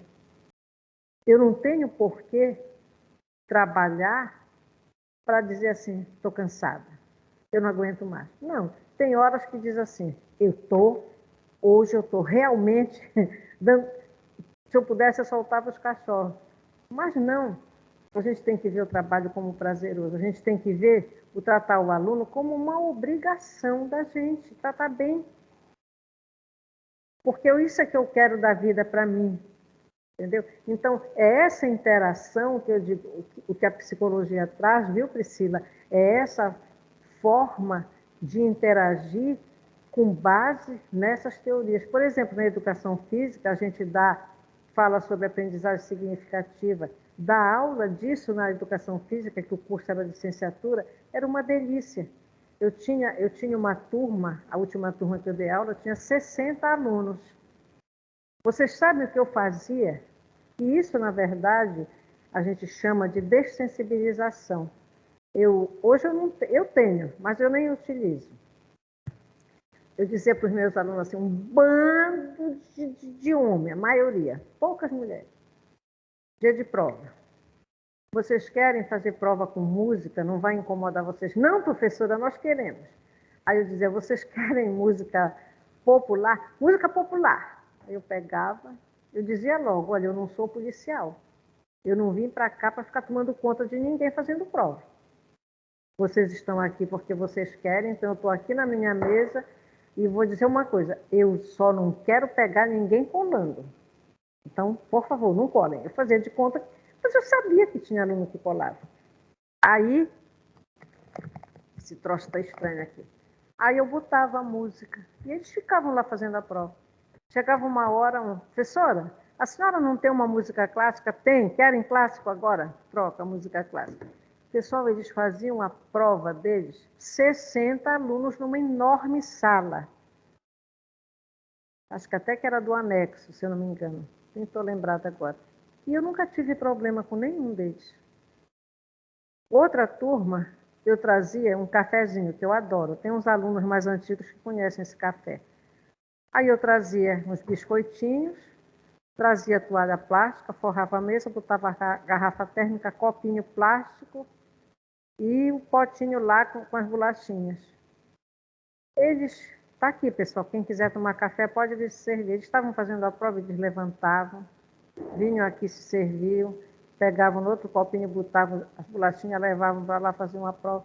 Minha gente, eu nunca tive problema nenhum. Tá? Até que um dia, uma aluna disse, professora, tem gente mesmo que né, a gente não sabe nem o que dizer. Eu disse, o que foi? Sabe o que ela disse, a fulana? Isso ela não vai com a sua cara, mas ela ali, né, a senhora ainda traz um cafezinho, eu digo, acabou o cafezinho. Acabei com o cafezinho, e é um cafezinho saboroso, pessoal. Que leva leite condensado, chá de canela, muito saboroso. Veja bem, você com todo amor, você com criatividade, amor, para contribuir do bem, do bom aprendizado, e uma na classe estragou tudo, porque ela não tinha amor, né? Não tem. É o que eu digo. Carente. São pessoas que vêm de um ambiente em que parece que a vida não é bonita. Eu sempre disse, eu tinha uma tia que ela era muito magoada com umas coisas que tinham acontecido na vida, e quando essa pessoa, né, que estava com ela envelheceu e dava muito trabalho para cuidar, nem se falava em cuidadores naquela época, aí ela um dia falou muito para mim, eu nem era psicóloga ainda, eu lembro disso, ela falou muito para mim que ele não mereceu o cuidado que ela tinha, porque não sei o que, não sei o que. Eu ouvi tudo que ela falou, ela precisava falar. Mas depois eu disse a ela, olha, a senhora tem toda a razão. Foi muito sofrimento, a gente sabe quem ele era, mas não é mais o momento de lembrar disso. O momento agora é de ser humano, de cuidar dele. E quando ele morreu, depois ela chegou para mim, ela disse assim, ela disse, Eline, e era uma tia minha, ela morreu com 103 anos. Ela disse para mim um dia assim, ela disse, Eline, eu sou tão agradecida àquela nossa conversa, as suas palavras, eu nunca esqueci. Ela disse, hoje ele morreu, mas eu me sinto tranquila porque eu fiz tudo que eu pude por ele. Então eu acho que escolhas da vida a gente faz. Agora, nós não somos obrigados a ter competência para tudo. E o que a gente não tem competência, a gente procura ter essa competência. Eu não me considero a melhor pessoa do mundo, nem a melhor professora do mundo, nem a melhor mãe do mundo. Mas eu procuro na minha vida, para viver bem, para estar bem comigo, eu procuro fazer o melhor. Agora, às vezes eu fico estressada. Como um dia desse, um aluno disse, professora, calma, não se estresse. Eu disse, não vou me estressar assim. Pegar e botar o celular na minha cara, o que é isso? Eu digo, não, vou me estressar. E não tem essa de dizer que o psicólogo não se estressa, não. Se estressa sim. Agora, a gente precisa exercitar esse controle emocional, pessoal. Não deixar que esses estímulos que vêm de fora, que às vezes a pessoa lá fora, ela está habituada. Ela joga o veneno, mas ela se retira. E depois o outro vai dizer, olha, a outra nem disse nada, porque não viram, nem às vezes escutam o que foi dito. Porque a pessoa chega lá e só faz isso. Olha aqui. Ninguém ouviu o que estava acontecendo, mas ouviu quando eu reagi. E eu não estou preocupada de terem ouvido quando eu reagi, não. Ah, diz que calma, calma, não se estresse. Epa, vou me estressar sim. Eu respeito para ser respeitada. Mas é assim, psicologia, pessoal, hoje a gente resgata essa coisa humana hoje, ou então eu não sei o que vai acontecer, não. Porque, olha, lá fora está muito pior do que 5 anos atrás. E não é lá fora, não, dentro também. E a gente começa as coisas dentro das nossas casas, com aquelas pessoas que dependem, que a gente depende deles, que dependem. A gente pode pagar para eles fazerem uma coisa, mas nós dependemos deles também. É que eu digo sempre, olha, meu Deus, eu pensei que eu estava passando da hora, não. Eu digo sempre, vejam só, uma coisa muito simples. Você contrata uma pessoa para trabalhar na sua casa. Aí você chega e diz para ela assim, olha, fulana, eu quero que você faça isso, isso, isso, isso. Quando chegar tantas horas, você vai fazer isso, isso e aquilo. À tarde você vai dar para a criatura que nós nunca vimos. Aí a gente começa. Terceiro dia, fulano, você não fez isso. Fulano, minha gente, não fazia parte, às vezes, da vida da criatura, aquela forma de limpar um banheiro, mas a gente quer que ela faça bonitinho da forma que a gente acha que tem que ser. E a gente não tem paciência para aprender. Quantos anos vocês levam para ser psicólogos? 5 anos. E tem muitos que chegam no quarto, no quinto semestre e dizem assim, olha, eu acho que eu não estou aprendendo nada. E só vai dar o tilt, só vai acontecer o insight de repente. Agora mesmo eu estou vendo. Conversava ainda com a professora Geisa, a gente se prepara durante o curso para uma provável escolha. Ah, não, eu vou trabalhar com tal coisa. Vai, escolheu a psicanálise, tudo bem. E ainda disse assim, porque o teu colega te incentivou, não deixou tu escolher pela outra. O que foi que apareceu de oportunidade? Cheguei em julho, olha, tal lugar está precisando de psicólogo. Só que o trabalho nesse local é com análise do comportamento. Ele fez a psicanálise. Mas como o curso se vê tudo, eu disse para ele assim, sem problema. Se você for chamado, pegue um livro que tem Princípios Básicos da Análise do Comportamento. É do Marcos Moreira Borges. Ele conhece esse livro? Conhece?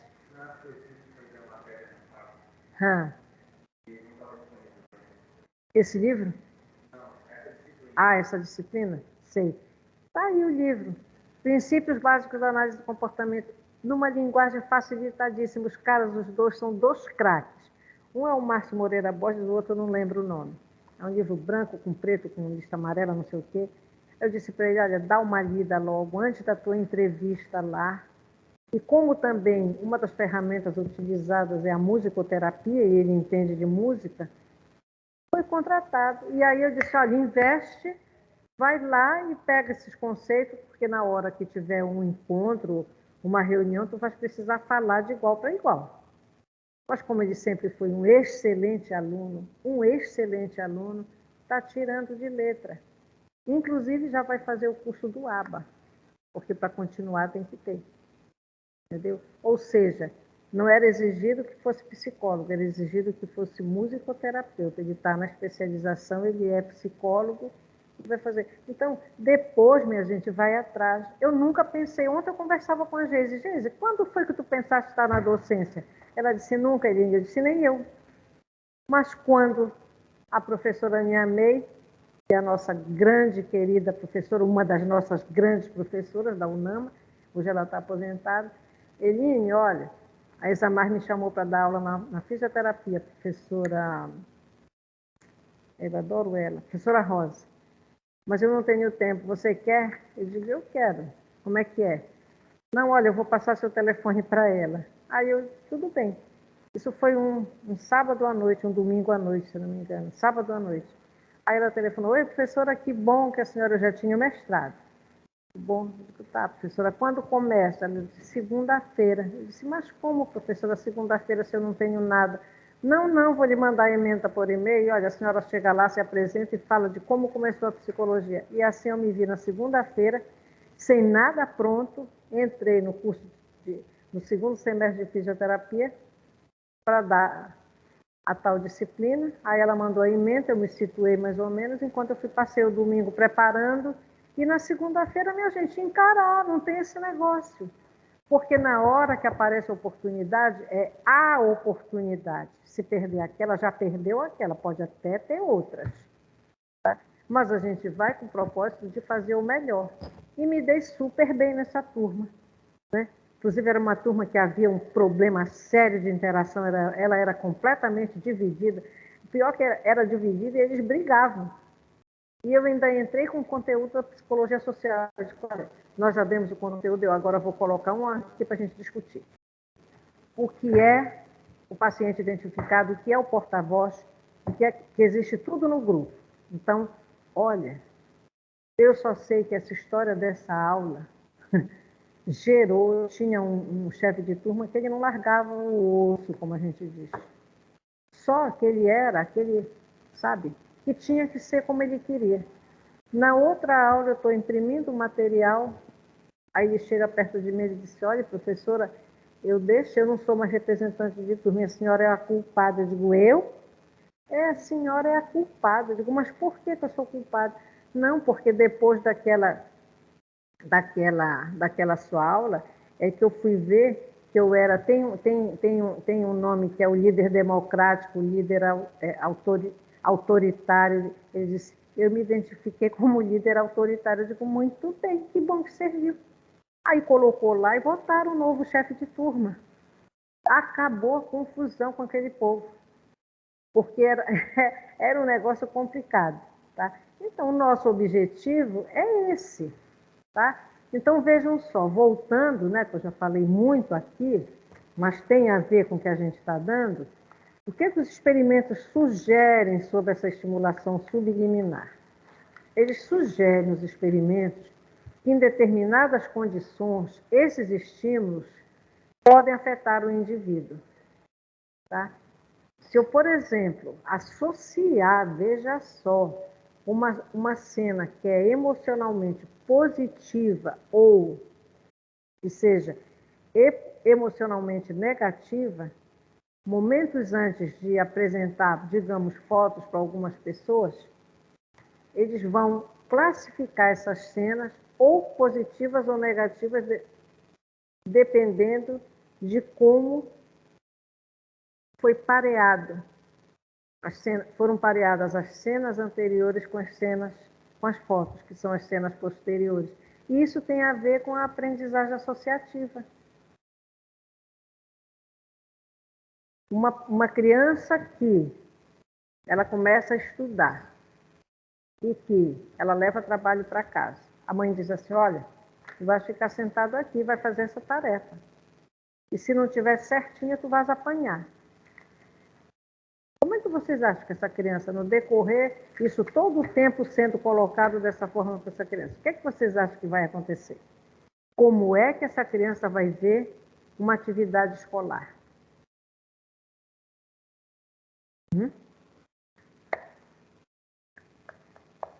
Assim, professora, eu acho que, tipo, comigo foi um pouco assim, num determinado momento da minha vida. E eu posso dizer por mim, pelo menos, isso gerou hoje uma pessoa obcecada por tentar ser o melhor em tudo. Então, tipo, e isso me causa muita frustração, porque não tem como eu ser o melhor em tudo. Então, às vezes é muito frustrante. Tipo, quando a senhora falou, a pessoa que tira 8 numa prova está chorando, eu sou essa pessoa. Eu tiro 9. Eu fiquei muito frustrada que até semestre passado eu nunca tinha tirado um 10 na matéria da Geise. E aí eu ficava assim, gente, como assim? Não, eu preciso. Aí eu ficava estudando a matéria da Geise para vir um outro 9. Aí eu lembro que uma vez eu chegava com a Luana, eu ligava para ela, depois da prova eu via a nota, aí eu começava a chorar, e eu dizia assim, amiga, eu não sou capaz, eu não consigo. E talvez seja isso, que talvez essa criança que a senhora falou, essa pessoa cresça com isso, o que não é nem um pouco bacana. Não é saudável, vou já dizer o que foi que a Fernanda falou, não é saudável, né? Porque o objetivo é fazer com que essa atividade escolar seja o mais prazerosa possível. Então, ela estava dizendo que ela foi muito cobrada quando ela era menor, e isso fez com que ela se tornasse hoje uma pessoa obcecada por tentar ser sempre a melhor. Então, ela estava dizendo que quando eu comentei há pouco que uma pessoa que tirou 8 e que chorou, é verdade. Não era do curso de psicologia, mas eu já fui buscar, a faxineira me chamou, professora Eline, que eu sou do NAP, vá lá no banheiro que tem uma moça trancada no sanitário. E ela está chorando. Lá vou eu, né, pro toalete. Eu chamo de toalete. Quando eu cheguei, ela disse, onde é que ela está? Ela disse, olha, na segunda porta. Aí eu bati lá, eu disse, olha, abre a sua professora Eline, né? Vamos conversar, saia daí, deve estar quente e tudo. Aí ela foi, abriu, ela chorava copiosamente, ela estava de cara vermelha, inchada, mas minha gente, não era mentira, saía muita lágrima do rosto dela. Aí eu levei ela para uma sala até próxima, que estava vazia, para não passar com ela por aqui, e fui ver o que era. Simplesmente ela tirou uma nota 8. E ela disse que ela nunca tinha tirado 8. Aquilo para ela era uma nota baixa. Né? Então, pode ter duas coisas, tá, Fernanda? Você, embora deva chegar num nível de ansiedade extremamente alto para dar conta desse perfeccionismo, né, que você quer para você, isso não é saudável, não é saudável. Né? Veja só o quanto de energia você despende para isso. Porque você estuda, mas acha que sempre precisa estudar mais. Mas você está conseguindo ir. Agora, veja só. E o outro ponto? Ele pode, de repente, começar a ver, não, eu lá quero isso para mim, eu não quero isso para mim. E vai, olha, levando, sabe lá de que jeito, cola, ou inventa doença, porque quando, né, a análise do comportamento diz que a gente fuga ou esquiva, muitos alunos que não fazem a prova, no dia da prova, deixam para uma segunda chamada, é porque acham, porque sabem que não estudaram e que não vão dar conta da prova. Isso no tempo que era prova presencial. Porque nessa prova de plataforma, né, gente, eu digo que é consulta coletiva. Todo mundo se comunica pelo WhatsApp. Fulano, o que tu respondeste para quinta? É ABCD ou é? Né? Está entendendo? Mas pode acontecer isso. Pode acontecer da pessoa arranjar um atestado, adoeci, não pude vir fazer a prova, vou fazer de segundo chamado. Tem várias formas da pessoa. Agora, não é o ideal. E como nós temos que sempre buscar a história da pessoa, por que e aprender por que a escola se tornou um estímulo tão aversivo para aquela pessoa que ela já está na idade adulta, ela ainda está assim. Pode acontecer. É por conta dessas situações. Tá? Então, ameaça não leva a lugar nenhum. Eu, por exemplo, pessoal, eu não funciono. Se alguém pensar que vai falar comigo gritando, ou que vai falar comigo, sei lá, me tratando mal, não vai funcionar. Porque eu não consigo. Sabe quando é como se eu parasse de me comportar. Eu não consigo funcionar na base do... Não. Eu fui habituada, eu cresci, né, até hoje, e isso eu sinto muita falta hoje, é de encontrar meus alunos aqui e a gente abraçar.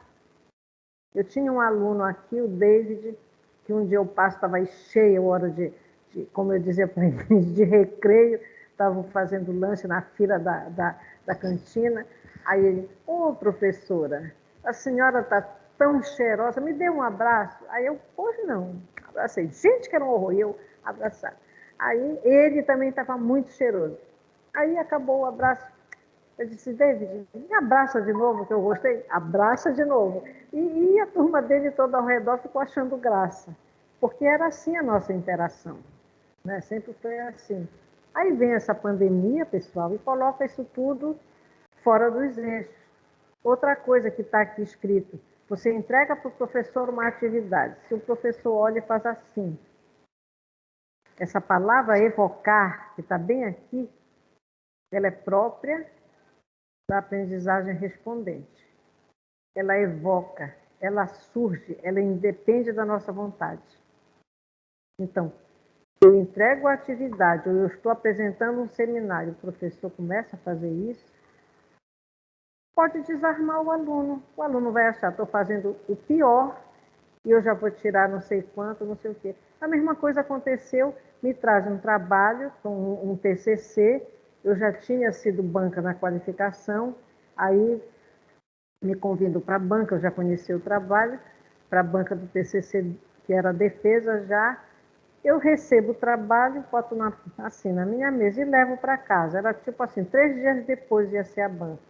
Chego em casa, tiro o trabalho e boto em cima da mesa. No outro dia vim trabalhar, não peguei nunca aquele bendito trabalho. Quando eu vejo, entra uma aluna. Eu vejo a forma dela entrar. Professora, eu quero falar com a senhora. Eu disse, o que foi? A senhora foi falar para a professora Daniele que o nosso trabalho está feio, que não sei o que, está não sei o que. Eu disse, menina, eu ainda nem li o trabalho de vocês. Porque ela disse, professora, que desse jeito nós vamos tirar uma nota muito baixa com a senhora. Tudo bem, você acha que eu fiz isso? Não, eu acho, porque ela falou, se ela falou, tudo bem. Peguei, esperei o diretor chegar. Quando ele chegou, eu disse, olha, professor, eu ia participar de uma banca de TCC amanhã, mas aconteceu isso, e eu não quero participar. Eu acho que eu não devo participar. Bolas, se eu já vou para uma banca, que os alunos já estão com uma ideia pré-concebida, baseada numa coisa que não foi verdade, ele disse, professora, eu acho que a senhora tem razão, não vá para essa banca. Agora chame a orientadora e converse com ela. Chamei a orientadora. Professora Daniela, o que foi que aconteceu? Ela disse, professora, é que elas estavam demorando, não traziam a referência. E um dia eu disse, olha, vocês vão tirar nota baixa. Eu disse, não devia ter feito isso. Resultado, eu ouvi um desaforo por uma coisa que eu não tinha nada a ver. Eu não vou para essa banca e vou lhe dizer uma coisa. Vá arranjar um professor que daqui para amanhã aceite ficar nessa banca. Porque eu já tenho, inclusive, a anuência do diretor que eu não vou participar. E não participei. Mas o que foi isso? Irresponsabilidade. Ou seja, então, quando a gente diz que o olhar do professor ele pode evocar uma sensação de desconforto, a fala da outra professora, o fato não existiu, mas a forma como ela levou, ou seja, elas não foram expostas ao estímulo, lá, à defesa. Eu não cheguei a dizer, olha, até porque eu nunca olho para referência. Eu não olho para referência. Eu acho que isso aí é uma questão do orientador. Eu não vou ficar num TCC investigando tudinho, não. Eu leio e eu vejo os pontos que eu acho que merecem um acréscimo ou uma complementação. Assim que eu faço. Até porque banca tem um período, um tempo. 15 minutos, 20 minutos não é uma coisa para ficar uma manhã inteira, não é um tempo de aula. Tá? Mas pode, a aluna teve toda a razão em manifestar aquela emoção naquela situação. Agora, o que eu fiquei mais assim é que a professora conhecia a análise do comportamento, é a área que ela se formou. E ela utilizou de estímulo aversivo bolas, quase nas vésperas da defesa de TCC. Para que isso? Para que isso? Ah, não, tem coisa, sabe, falta de brincadeira, não dá para entender. Aí o outro limiar é o diferencial, né? O limiar diferencial, o nome está dizendo, é a diferença mínima entre dois estímulos para que uma pessoa possa detectar essa diferença. Aí ele pergunta, como o nosso limiar para detectar diferenças é afetado pela magnitude do estímulo, dos estímulos? O limiar diferencial, ele aumenta com a magnitude do estímulo. Aí eu coloquei o exemplo que está lá no Myers. Ele diz, adicione 10 gramas a um peso de 100 gramas. Aí você detectará a diferença. Mas se você adicionar 10 gramas a um peso de 1 quilo ou 1 quilograma, você não perceberá a diferença porque o limiar diferencial foi aumentado. Então, claro que se eu tenho um celular na mão e coloco aqui, digamos, um pedaço do celular em cima, eu vou detectar que aumentou o peso.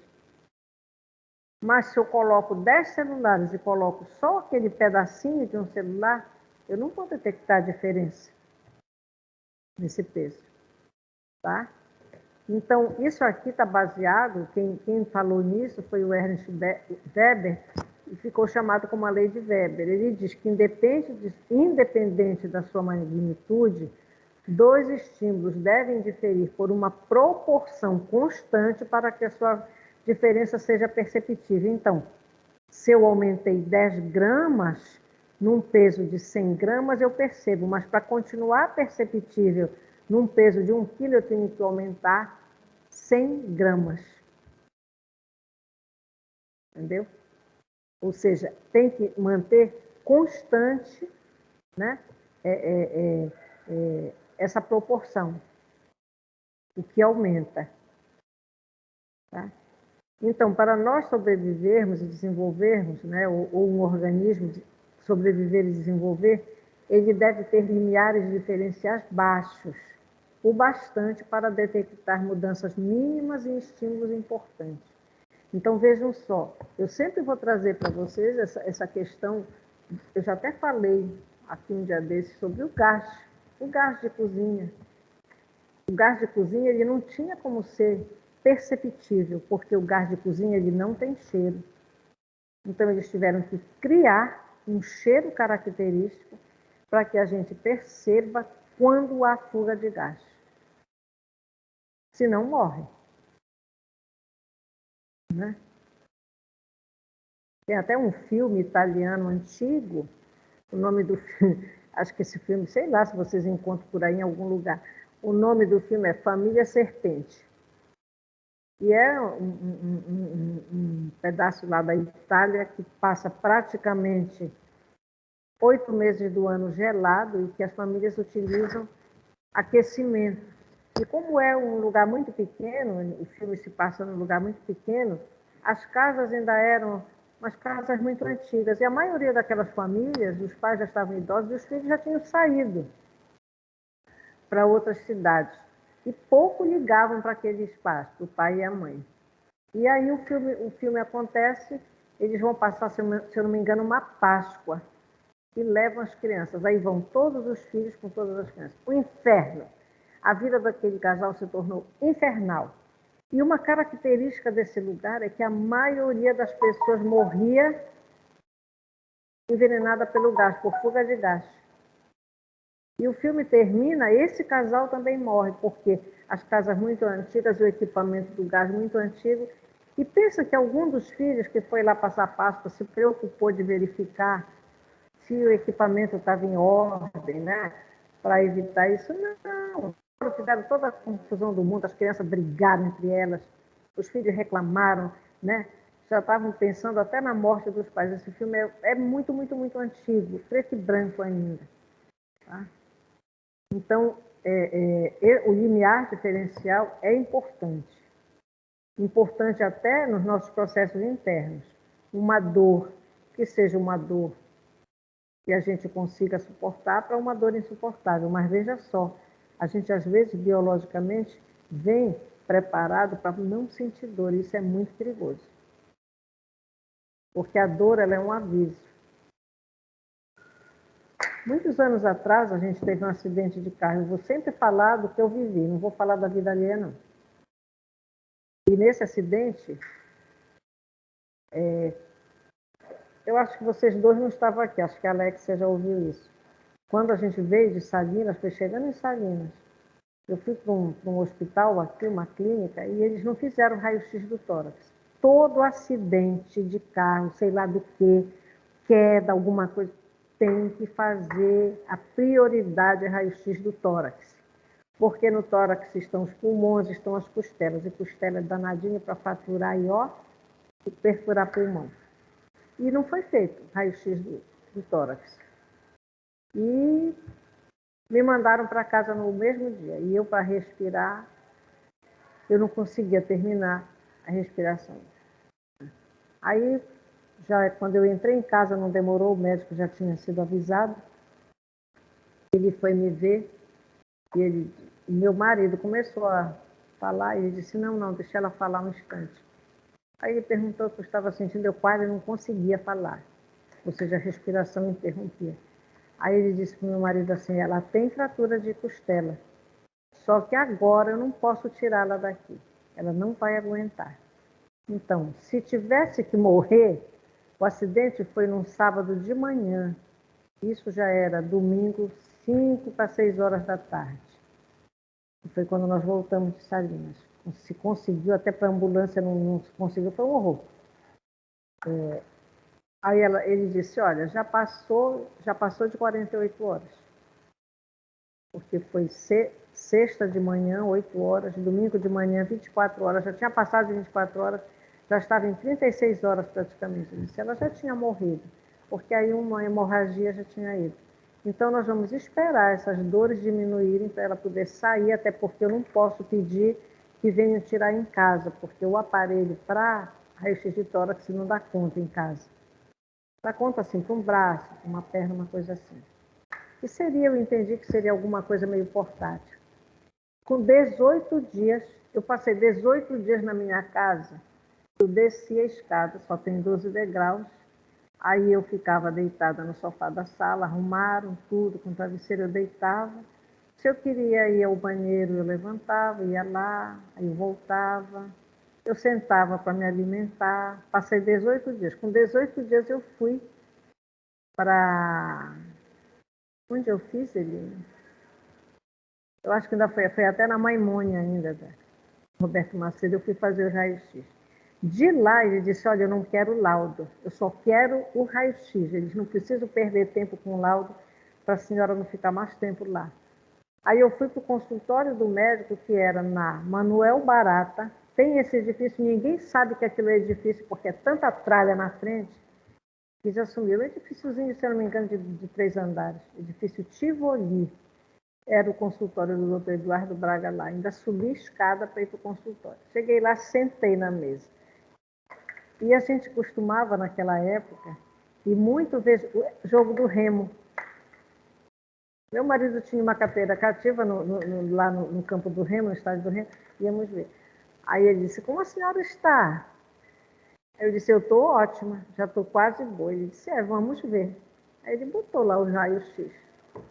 Ele foi, vamos contar as suas fraturas? Eu disse, vamos. Ele disse, 1, 2, 3, 4, 5, 6, eram 12 fraturas no tórax. Só eram 7 costelas, clavícula esquerda, omoplata direita, 7, 3, 10 e 2 vértebras. Não. 7, 2, 9 e 3 vértebras, 12. Ele disse, não vai ter jogo do remo. Aí eu comecei a chorar.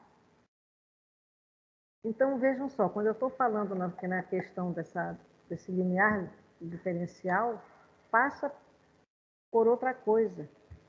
Eu acho que eu não sou muito sensível à dor. E isso é perigoso.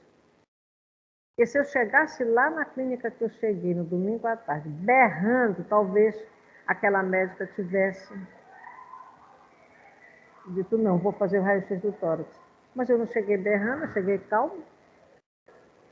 Ela nem aí. Resultado da história, né? Agora a senhora vai ter que ficar em cama de hospital, porque essa recuperação, ela não é com gesso, é com repouso. E aí, minha gente, voltou tudo para estaca zero, porque foram 10 dias de cama de hospital. Ele mandou a cama para minha casa, foi desarmada a minha, montada a cama. E eu fiquei 10 dias que eu só levantava para o estritamente necessário para ir ao sanitário para evacuar. Sabe? Eu não tinha condições nem de colocar a arrastadeira embaixo de mim, porque como as vértebras foram as vértebras da cintura, eu não tinha como fazer esse movimento, levantar o meu corpo abaixo da cintura. Resultado da história, os 10 dias, eu fiquei pior do que eu estava lá com 18 dias. Começou tudo do zero. Por quê? O coraçãozinho se habitua, né? O coraçãozinho se habitua, olha a adaptação sensorial aí, se habitua a trabalhar sem esforço. Ou seja, para tudo. Vocês sabem que quando a gente dorme, os nossos órgãos funcionam, a gente está viva, mas reduz, né, a capacidade dele, reduz o esforço dele. Não precisa de tanto esforço para a gente ficar vivo. E com essa história, eu fui ter alta, sabe quando? Com 6 meses de tratamento. Porque a recuperação é muito lenta, mas muito lenta, muito lenta. E eu só tinha 30 anos. Então, a dor, ela é necessária. Agora, claro que tem pessoas que são muito mais sensíveis à dor. Qualquer dor, o mundo desaba. Mas e por outras questões também, eu já cheguei à conclusão que eu tenho uma sensibilidade muito reduzida para a dor. A gente é preciso que a dor doa para valer, para dizer que está doendo. Senão, né? Tá? Então, esse fenômeno da adaptação sensorial, né? Ela ajuda a focalizar nossa atenção na mudança de estimulação ao diminuir nossa sensibilidade para odores. Não, aqui eu já estou indo para adaptação sensorial. Tá? Mas, na verdade, o limiar diferencial, ele também mexe, vocês vão ver aqui, com a adaptação sensorial, que já é a sensibilidade reduzida a um estímulo rotineiro. Nesse caso, por exemplo, é o barulho. Olha, nós desligamos o ar, agora a gente está ouvindo mais vozes. Mas o ar se ligar, o que é que vai chamar a nossa atenção? É a sensibilidade à temperatura e não ao barulho do ar. Né? Então, após a estimulação constante a um estímulo, nossas células nervosas disparam com menos frequência. Ego, nós somos uma máquina legal, né? Opa! Que função adaptativa a adaptação sensorial exerce? Né? O fenômeno da adaptação sensorial ajuda a focalizar nossa atenção na mudança de estimulação, ao diminuir nossa sensibilidade para odores, sons, etc., sejam constantes ou rotineiros. Vocês não são do tempo do cheiro da Febo aqui, não? Essa perfumaria Febo que tinha aqui na Quintina? Minha gente, morar por aqui a gente ficava todo o tempo perfumado. Porque a fábrica Febo, ela fabricava, é bem frente ao Senac ali, e dá também para Quintino, ela fabricava os sabonetes, aquelas colônias, e parece que eles usavam para os sabonetes, eles usavam caldeiras, e que depois eles lavavam. Então, quando eles lavavam, que a água vinha para fora, criava até espuma na vala. Você passava por essa Manuel Barata, aqui, que fica do lado aqui do shopping, era tudo perfumado.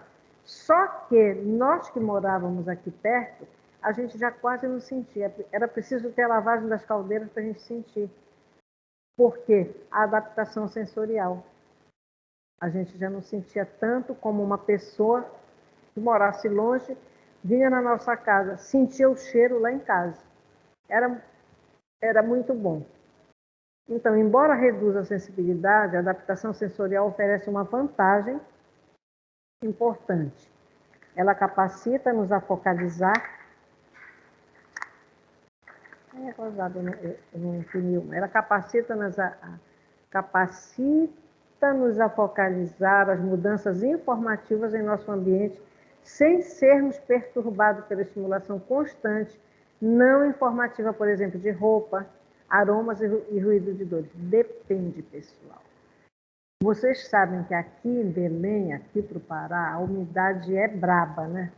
Então, por exemplo, vocês vão para o Mosqueiro, digamos, ou Salinas, aí usam uma rede lá as férias inteirinhas. Quando volta, aquela rede, guardem no lugar. Daqui a pouco, minha gente, aquela rede vai estar com um cheiro horroroso que ninguém suporta. Agora, detalhe, isso acontece com roupa, usar roupa e deixar pendurada. Não tem um povo que gosta de deixar a roupa pendurada atrás da porta? Volta a usar aquela roupa daqui a uns dias. Um dia desse eu estava passando e uma pessoa passou de tarde. Sabe como os antigos chamavam esse cheiro? Quem está aí assistindo chamava de cheiro de corpo. Eram expressões usadas, né, por aí. Então, quem não faz isso, que a sua roupa é lavada, é limpa, só é guardada, não guardar roupa usada, que esse cheiro vai passar para todinhas. E o pior, quem está nisso aí é engraçado. É como se ele se adaptasse a esse cheiro. Agora, só que a gente que sabe o cheiro de roupa limpa, a gente percebe esse cheiro longe. É interessante isso. Então, nossos receptores sensoriais estão alertas a novidades. No caso, quem não tem a roupa com esse cheiro, passa uma pessoa com a roupa assim, sente. Aborreça-os com repetição e eles liberarão nossa atenção para coisas mais importantes. Ou seja, se colocar todo o tempo o barulhinho desse aparelho, não vai mais chamar a nossa atenção. Vai chamar a nossa atenção se alguém gritar. Tinha uma sala de aula ali, que tinha um grupo de alunos da educação física, que tinha aula perto, era lá o primeiro corredor. Minha gente, aquele povo passava, toda vez eles passavam gargalhando, gritando, fazendo bagunça. Toda vez a gente precisava abrir a porta e dizer, tem aula aqui. Aí eles saíam devagar. Então, isso reforça uma lição fundamental. Percebemos o mundo não do jeito que ele é, mas do modo que é útil para nós. Portanto, diferenças individuais têm que ser reconhecidas. Ninguém é igual a ninguém, nem dentro de casa. Eu gosto muito de falar nessas coisas que eu ouvia muito minha avó falar. Eu lembro que a minha avó dizia, minha filha, nossos filhos são como os 5 dedos da mão. Se a gente tiver 5 filhos, nenhum é igual ao outro. Quem tem irmão aqui em casa? Quantos? Professor, eu tenho 2 irmãs, mas elas não moram comigo. Eu não sei se conta. Não, pode ter, porque vai morar com alguém que deve ter talvez alguma afinidade ou relação com você. Sim. Como elas são? Parecem com você? Assim, a senhora está perguntando em questão física ou jeito? Não, temperamento. Tem uma delas que é mais certinha, assim, digamos, e Ô, tem Fernanda. outra que... Não, e a outra, ela é mais, assim, rebelde, dizendo assim, ovelha negra da família. Eu me considero um pouco das duas, só que mais tendendo pro certinho, assim. Mas fisicamente, a mesma testa grande, uma tem cabelo cacheado, a outra tem cabelo preto, liso, assim, tipo, liso, liso, liso. O olho só eu tenho de uma cor diferente. Mas em questão de temperamento, é isso. Uma é Olha, mais esquentada, a outra é mais calma, e eu sou meio termo. colega de você está falando aqui que ela tem 2 irmãs, mas não moram com ela. Uma é mais tranquila, mais parecida com ela, e a outra é a rebelde, a ovelha negra da família. Você falou esse termo, ovelha negra, vocês estão dando psicologia social, né? Sim. Vocês vão dar psicologia social. Prestem atenção para o PI na psicologia social, que é o paciente identificado, ou porta-voz. Eu não vou adiantar mais nada. Tá?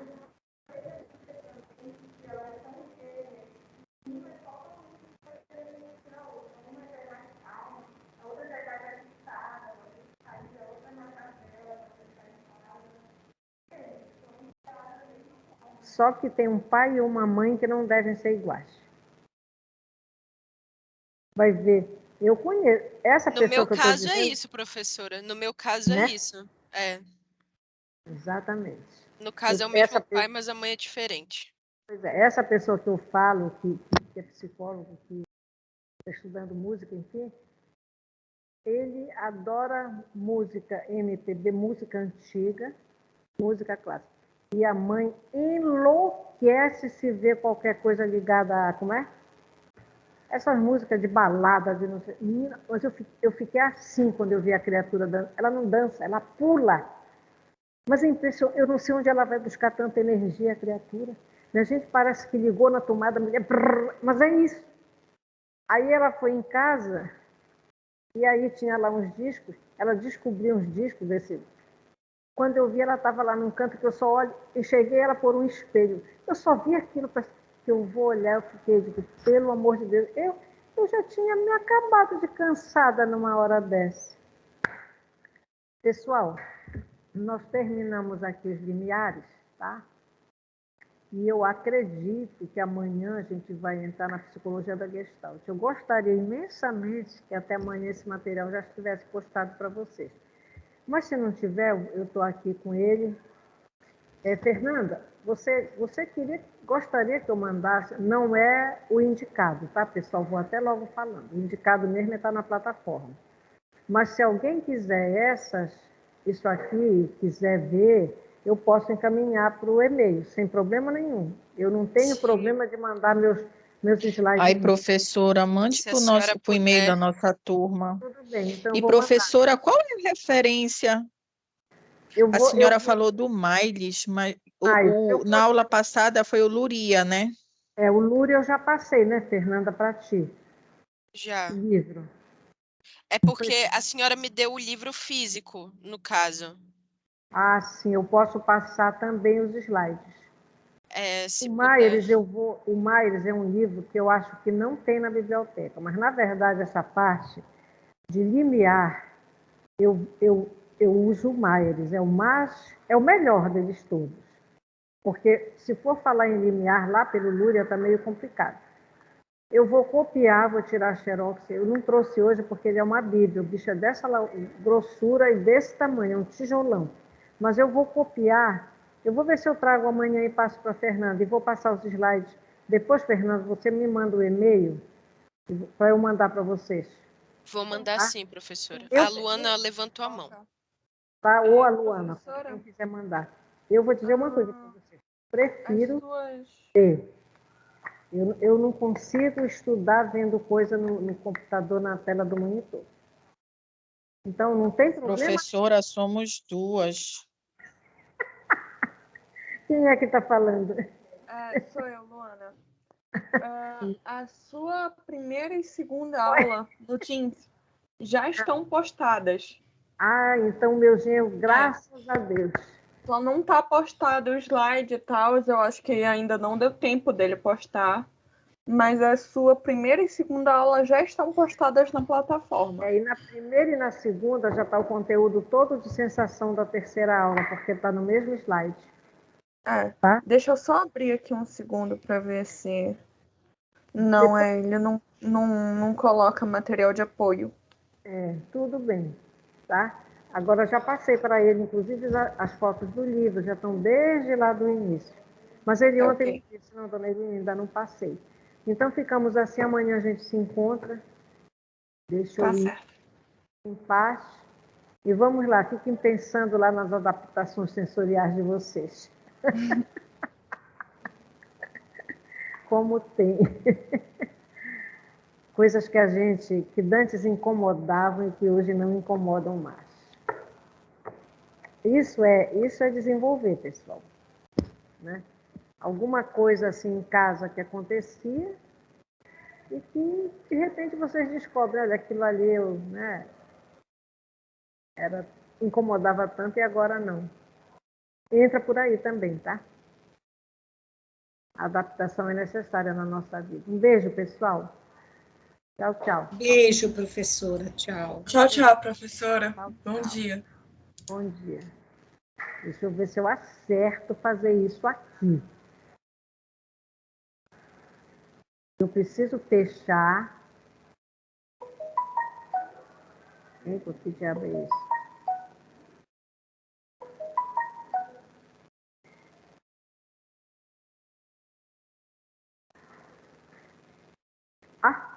Tá certo. Agora deixa eu ver onde é que eu vou para parar a gravação. É só parar a gravação. Olha, eu queria gostar disso. Deixa eu falar depois de parar.